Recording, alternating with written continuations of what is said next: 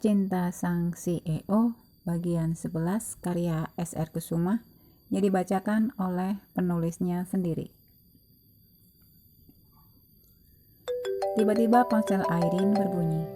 Gadis cantik itu dengan sigap meraih handphone yang tergeletak di sampingnya. Airin sempat melihat ke arah Tommy yang sedang menatapnya. "Maaf sayang, aku harus menerima teleponnya," kata Airin seraya bangkit dari tempat tidur setelah meminta Tommy untuk menggeser tubuh kekarnya yang masih menindihnya. Tommy hanya mengangguk dan tanpa berkata sepatah kata pun kemudian bangkit dan duduk di tepi ranjang. Airin berjalan menjauhi Tommy yang masih saja menatapnya dengan tatapan mata penuh selidik. "Halo," sapa Airin kemudian dengan wajah berseri. "Hai Rin," terdengar suara di ujung telepon. "Hai, apa kabar?"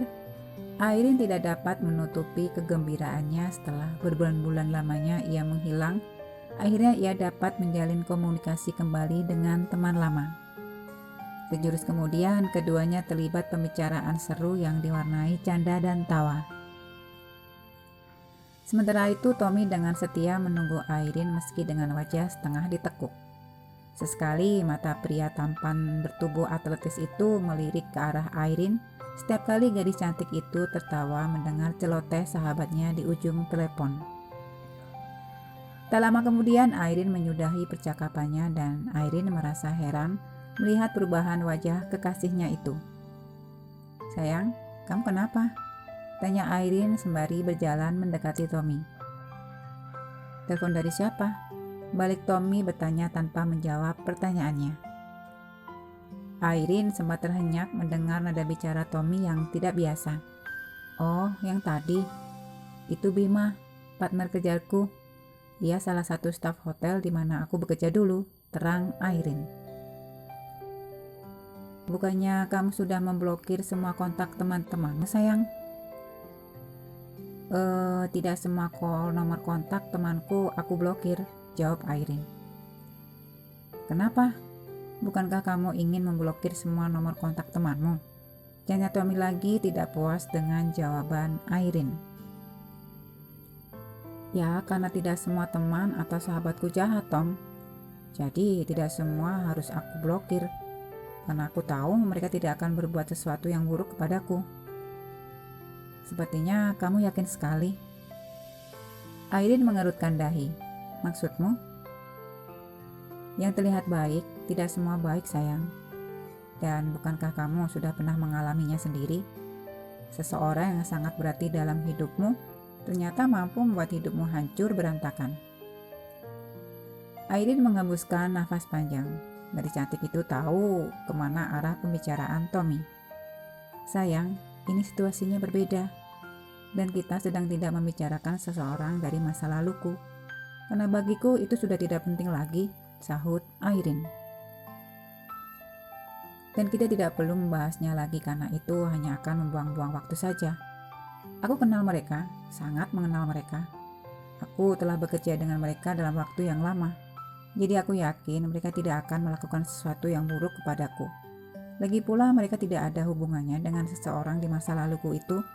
Bahkan mereka tidak tahu menau apa yang terjadi antara aku dan seseorang di masa laluku itu. Tapi sayang, aku hanya tidak ingin kamu kembali terluka. Setelah apa yang terjadi kepadamu, aku tidak bisa menerima perlakuan buruk orang-orang yang tidak bertanggung jawab itu kepadamu." "Tom, kamu tidak usah khawatir ya. Semua sudah berakhir. Apa yang kamu takutkan tidak akan pernah terjadi. Percayalah. Aku tahu apa yang harus aku lakukan dan semua akan baik-baik saja," saat Airin berusaha meyakinkan Tommy. "Terima kasih, aku menghargai perhatianmu kepadaku selama ini. Tapi aku pastikan semua baik-baik saja." Tommy diam. "Baik, tapi kamu harus berjanji kepadaku. Kamu harus tetap berhati-hati dan jangan ceroboh. Ingat sayang, dia bisa kapan saja kembali menebar teror. Karena ia masih belum bisa menerima kamu memutuskan cintanya," sahut Tommy.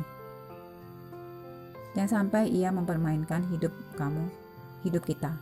karena aku tidak akan tinggal diam, sambung Tommy lagi. Irene hanya terdiam. Sebenarnya ia tidak ingin lagi membicarakan Aldi dengan segala permasalahannya. Akan tetapi Tommy selalu saja mengaitkan segala sesuatunya dengan masa lalunya bersama Aldi. Dan itu membuat Irene merasa tidak nyaman.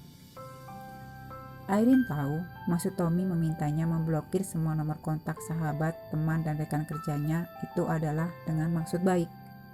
Tommy tidak ingin Irene mendapat berita ataupun informasi yang akan membuatnya sedih, marah, dan kecewa, yang akan mempengaruhi kesehatan mental Irene.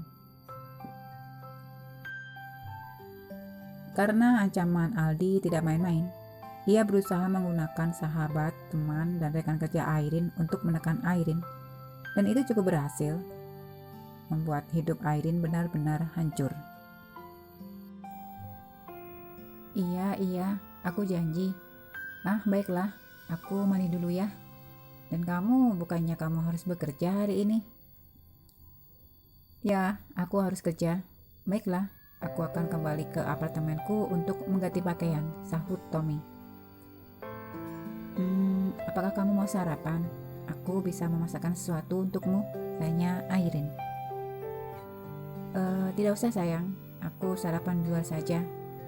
Oke, aku pergi dulu ya, kata Tommy seraya mencium kening Irene.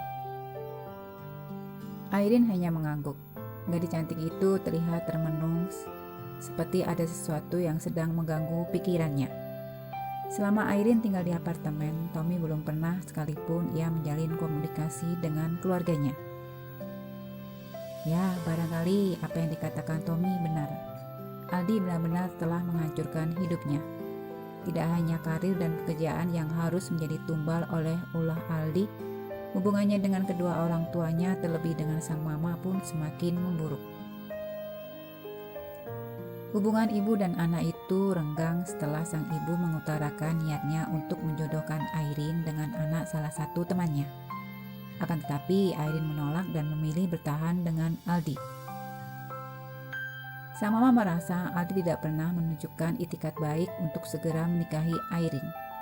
Apalagi hubungan mereka telah berlangsung lama. Sebagai orang tua, tentu saja sang mama merasa khawatir akan terjadi sesuatu yang tidak dikehendaki. Sang mama merasa putrinya hanya sekedar dimanfaatkan olehnya dan tanpa kejelasan masa depan bersama Aldi. Dan mereka pun seringkali terlibat cekcok karena Irene merasa sang mama terlalu mencampuri masalah pribadinya. Hingga pada suatu hari Irene dan sang mama bertengkar hebat dikarenakan sang mama menegur Irene yang seringkali bertandang di rumah Aldi. Sang mama mengingatkan putrinya agar tidak terlalu sering menemui kekasihnya itu.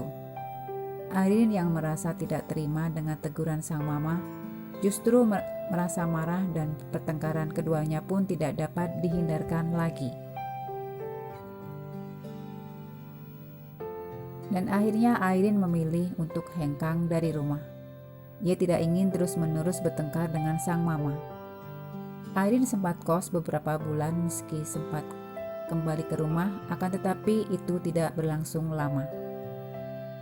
Sampai akhirnya ia bertemu Tommy dan kemudian tinggal dan menetap di apartemen Tommy.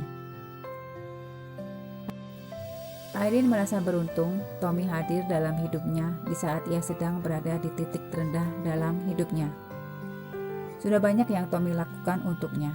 Itu mengapa Irene merasa berutang budi kepada Tommy. Sambung, selamat membaca. Terima kasih.